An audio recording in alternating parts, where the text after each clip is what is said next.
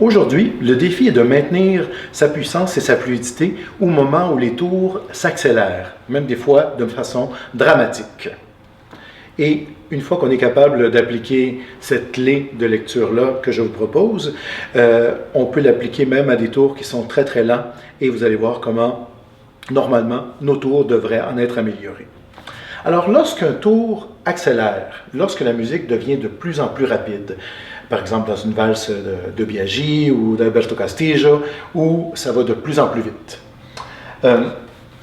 Si on est droit et que la musique commence à nous faire tourner de plus en plus rapidement, on va avoir tendance à perdre notre droiture, notre axe, et ça va être très très très difficile de garder la distance de notre partenaire, à moins qu'on fasse une tension.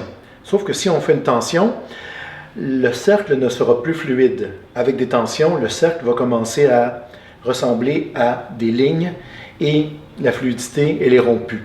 Or, nous savons très bien que la rapidité et la puissance résident dans le côté fluide, le côté très détendu. Alors, si on veut favoriser la détente, rester droit alors que l'autre personne nous fait tourner est très difficile. Hypothèse numéro 2, il y a des gens qui, plutôt que de se laisser déporter, vont dire « Non, non, je vais maintenir le haut de mon corps vers mon partenaire ou ma partenaire, peu importe. Comme ça, ben, je vais combattre la force centrifuge. » Pas bon non plus, parce que pour être capable de faire ça, ça prend énormément de tension musculaire. Donc, ça ne favorisera pas non plus la fluidité ou l'ancrage dans le tour. On va également se servir davantage de nos métatarses. Donc, si on est en train de courir sur une surface un peu comme des coureurs de football, ça pourrait aller. Mais là, dans ce cas-ci, on est en train de danser et la démarche est beaucoup plutôt féline, surtout dans les tours. Alors, cette solution-là, non.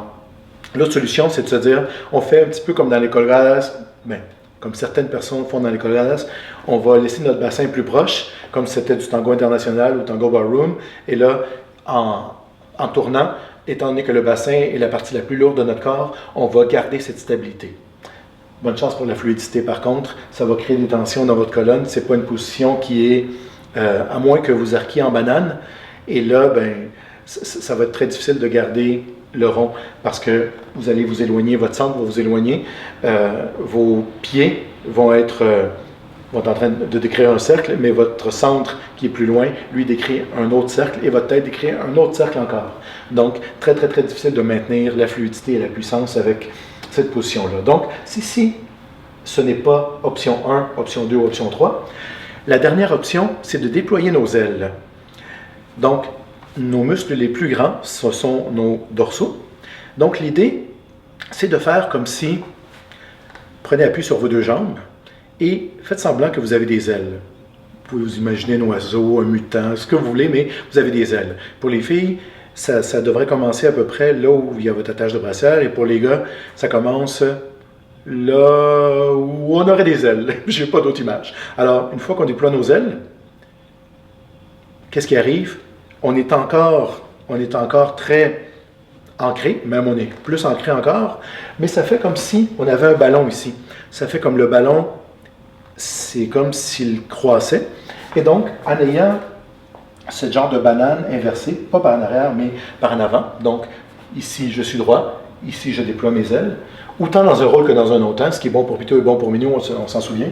Mais l'idée de cette utilisation de nos grands dorsaux vont faire en sorte qu'on puisse maintenir et la cadence, qui est beaucoup plus rapide, et la fluidité du mouvement. Et donc, si on maintient la fluidité, la détente, on va également maintenir la puissance. Donc, de nouveau, tenez-vous debout. Il y a un certain ancrage au sol. Et là, si vous déployez vos ailes comme pour vous envoler, l'ancrage au sol est beaucoup plus grand. Et remarquez comment il y a vos talons et vos métatarses, eux, sont libres de compléter l'appui. Donc, au moment où on tourne, ne vous préparez pas de grâce à pivoter, préparez-vous à être stable. On mise sur la stabilité plutôt que de miser sur la mobilité, et vous allez voir comment la fluidité va en être du coup améliorée. Alors, bon tour!